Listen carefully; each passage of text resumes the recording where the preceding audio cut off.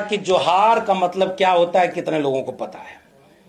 और मैं ये सवाल यहीं से उठाना चाह रहा था कि सेवा जोहार का नारा क्यों लगता था और जोहार का नारा और उलगुलान का नारा किसके लिए लगता है। यह बात प्रोफेसर जितेंद्र मीणा ने अपनी किताब में भूमिका में लिखी है। इस किताब में भूमिका जो है वो बहुत महत्वपूर्ण है और इस भूमिका को बार बार पढ़ा जाना चाहिए।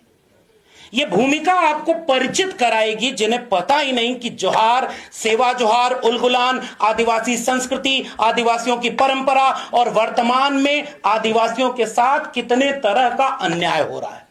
इस किताब की भूमिका में वो सारी बातें लिखी हुई और कानून के नाम पर किन लोगों ने जब कानून बनाया तो वो कानून विरासत, अस्तित्व और सांस्कृतिक और आर्थिक आधार के खिलाफ चला गया और फिर आंकड़ों के साथ ये दावा करती है कि एक समय जब जंगल को निजी संपत्ति घोषित किया गया तो आदिवासियों के ऊपर किस तरह का जुल्म हुआ। इसलिए भी इस किताब को जरूर पढ़ा जाना चाहिए।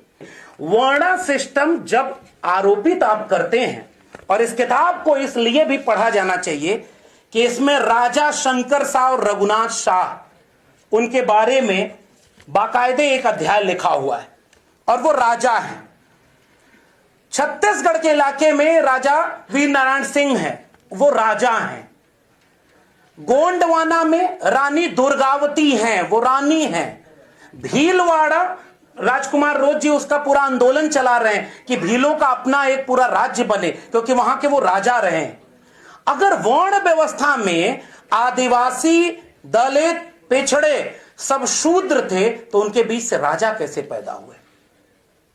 सम्राट अशोक, चंद्रगुप्त मौर्य, देवगिरी के यादव, गुर्जर पाल प्रतिहार वंश, चोल से लेकर के गोंडवाना भीलवाड़ा, इसका मतलब कि वर्णा सिस्टम न तो आदिवासी पर कभी फिट बैठता है, न दलित पर, न ओबीसी पर। वो एक आरोपित व्यवस्था है जिससे आप अपनी संस्कृति को भूल जाओ और एक व्यक्ति, एक ग्रंथ, एक संस्कृति, एक नेता, एक झंडा और एक ही सब कुछ के रंग में रंग दिया जाए। इसलिए भी इस किताब को पढ़ा जाना चाहिए। डॉक्टर बाबा साहब अंबेडकर, जयपाल सिंह मुंडा, बिरसा मुंडा से लेकर राम मनोहर लोहिया, भगत सिंह, तमाम लोगों का कर्ज है। इस किताब के जरिए उस कर्ज को पढ़ते हुए हमें लंबी लड़ाई के लिए अपने को तैयार करना होगा। मैं फिर से लेखक जितेंद्र मीणा को, प्रकाशक को और आप तमाम लोगों को धन्यवाद देता हूं कि ऐसे जगह पर हमने भूमिका निभाई। बहुत बहुत धन्यवाद।